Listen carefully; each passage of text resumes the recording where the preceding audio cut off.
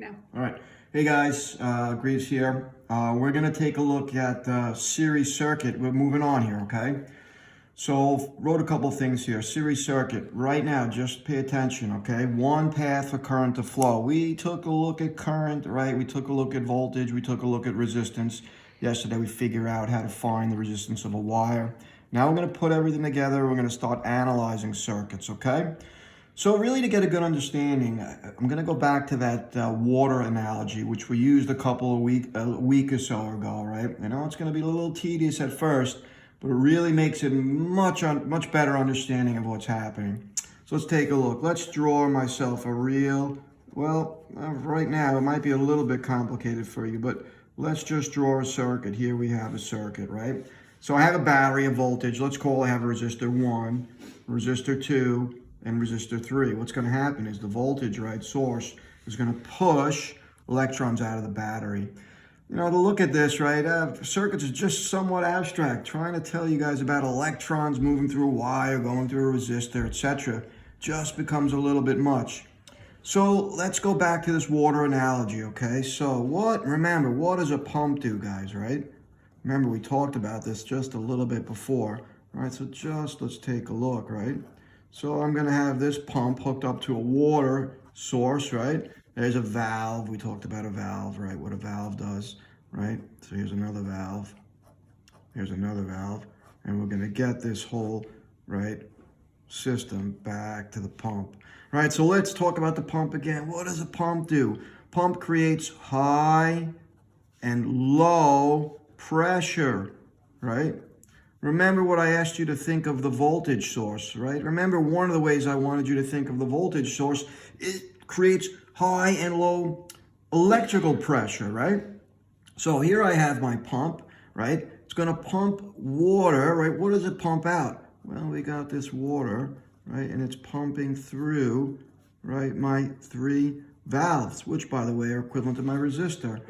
So let's see if I can get an analogy between this water system and this electrical system.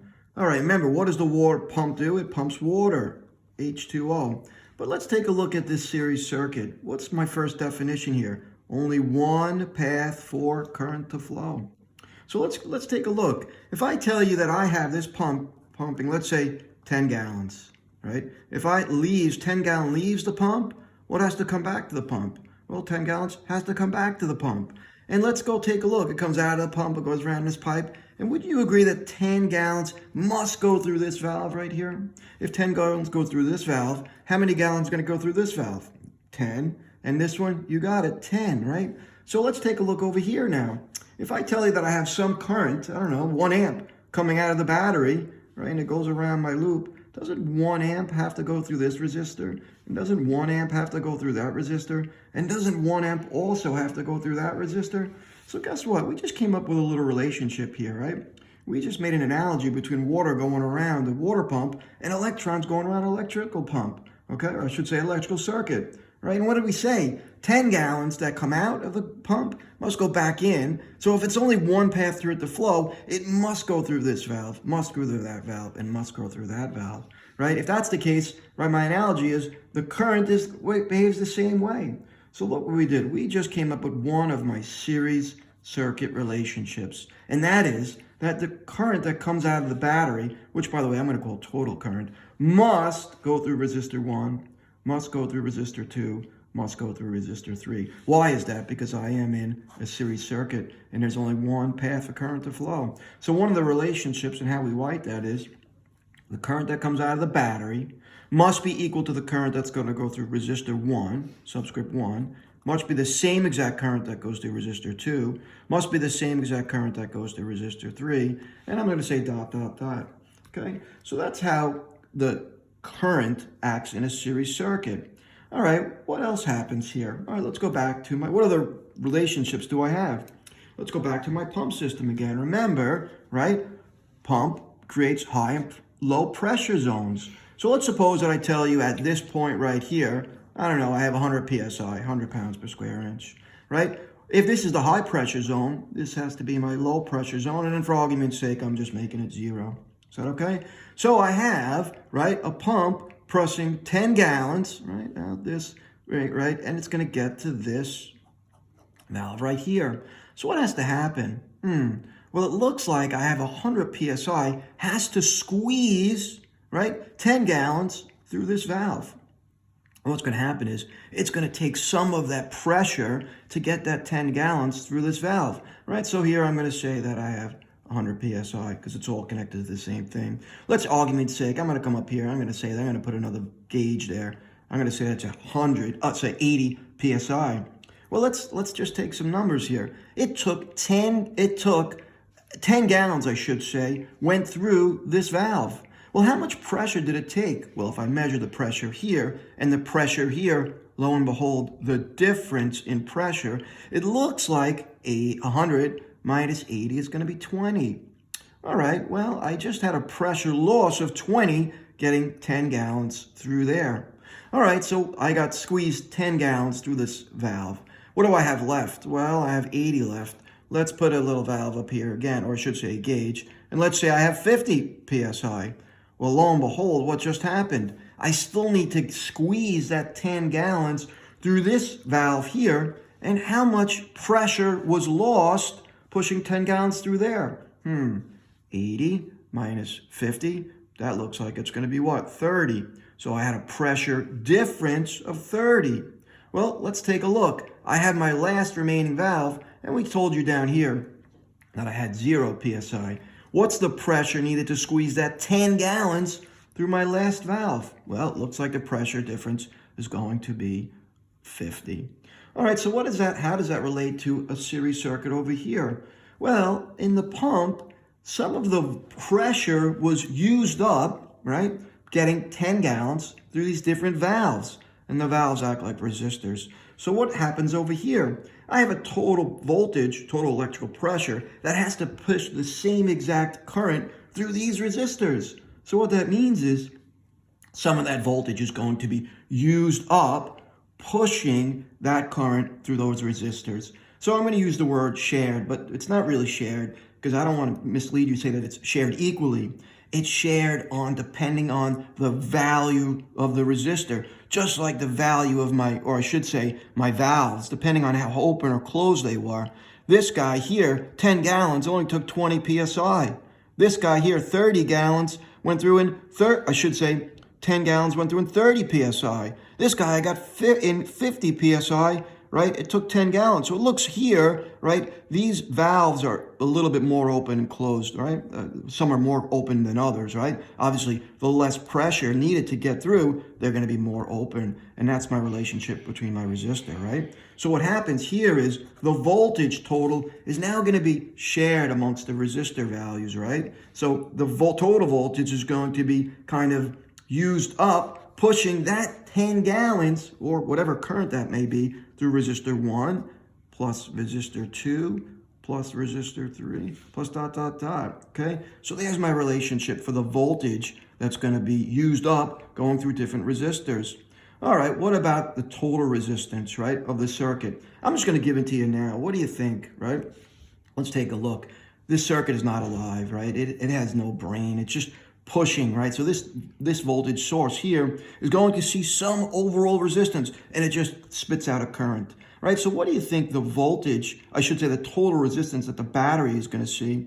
Well, it's going to see just the addition of all those resistors, right? 1, 2, 3, right? So guess what? Here we have my circuits, I should say my series circuit relationships, right? For a series circuit, right? Now, by the way, we're going to use this and Ohm's law, V is equal to IR. Let me scratch that out. V is equal to IR to solve everything that we need for a series circuit. So let's take a look at my first series circuit together, okay? So here we go, right? So let's take a look. Here is a series circuit. How do I know it's series? Because there's only one loop for current to flow. Let me tell you that this has a voltage of, I'm going to make this up, 24 volts, right? I'm going to say that some currents come out of a battery. Let's make these values pretty easy. 1 ohm, 2 ohms, and resistor 3 is 3 ohms. Now, what I'm going to ask us to do is let's solve everything. What do I mean by everything? Let's solve the current that comes out of the battery. Let's solve the current that goes through R1, R2, R3. Let's solve for the voltage that's going across resistor 1, 2, and 3. Now, I'm going to implore you, right? I'm going to beg you guys to do what I ask you to do here. These sometimes can be complicated, but we got to make things easy, right? And luckily, we have a way. We're going to make a chart. Now, you should be familiar with this. We've made charts before, so let's take a look.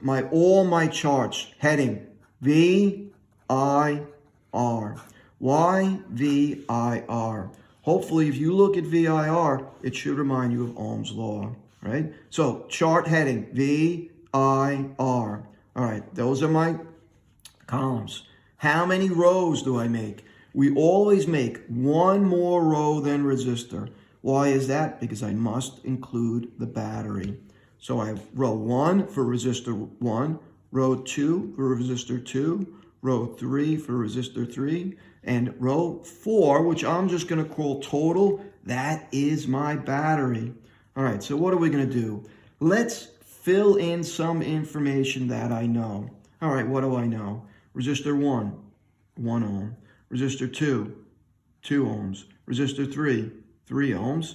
And what else do I know? Well, I know the total voltage of the battery. By the way, my total row, that is the battery source itself. Okay? So this is 24 volts. All right. So now, remember, I'm going to use my series circuit relationships along with Ohm's law to fill in my chart. And if I filled in my chart, I found everything. Okay, so ready? Let's take a look. What do I know? Well, unfortunately, I can't use Ohm's law at this point. Why is that? Because I have unknowns, right? VIR, 2 of them are unknown, and I can't use Ohm's law at this point. However, let's see, can I use some of my relationships from a series circuit? Lo and behold, I can. Can I find the total current comes out of the battery? Yes, not the total current, sorry. I guess I can find the total resistance, right? And I can because I know the total resistance, or really the resistance that the battery sees, is going to be equal to the addition of the individual resistors in the circuit. So 1 plus 2 plus 3, I get 6 ohms. Awesome. What can I do now? Well, I like the charts. To me, it's a little bit of a puzzle. What do I have now? Now I can do, right, Ohm's law on the bottom row here because I have what? 2 out of 3. So Ohm's law, right? So Ohm's law for total here. V is equal to IR. So what do I have? 24 volts is equal to, what am I looking for? 6 ohms. All right. I trust that you guys can do this math. So 24 divided by 6 looks like I got 4 amps. All right. So now I know that the total current coming out of the battery is 4 amps. Well, how does that help me? Well, let's take a look. What do I know about a series circuit and current? Well, I know that the current going through all the resistors must be the same. So guess what? If I found the current in the battery, I found the current in resistor 1, 2, and 3, right? All right, now what? Well, look at this. I now have 2 out of 3 in Ohm's law, and I can just do V equals IR. V equals IR. So I'm just going to multiply 4 times 1. 8 amps, should say, my bad, right? 8 volts are used up out of the 24, pushing 4 amps, right, through the 1 ohm resistor. You know what? My assistant just told me that is 4. My productive assistants, thank you so much, right? That is 4, right? What is the voltage out of here? Shush you, right? 8 volts, okay? Next one, what do I got here? 12, awesome, okay? So look what I just did. We just used, right, the series circuit relationships and Ohm's law to find out all the information that happens in a series circuit. Here's what I want you to do. I'm going to give you, right, a little problem to solve on your own, right? You're going to do it. Maybe I'll give 1 or 2. We'll just make a couple up.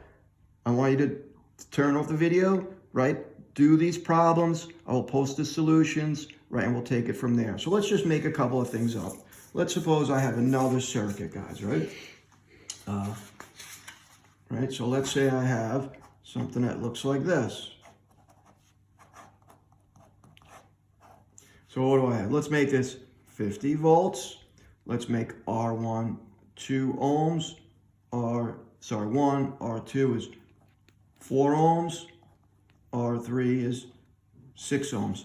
Find everything, just like we did before. Let's do another one. Right? So let's make this 120 volts, just like if you plug something into your house outlet, right? Let's make this R1 30 ohms. R2 is equal to, I don't know, 60 ohms. And let's make R3 equal to 100 ohms. Why don't you find everything there, okay? If you need to, go back to the video, take a look at how I did things, right? I will post these solutions online in a couple of minutes, okay? See you later, guys. Wash your hands.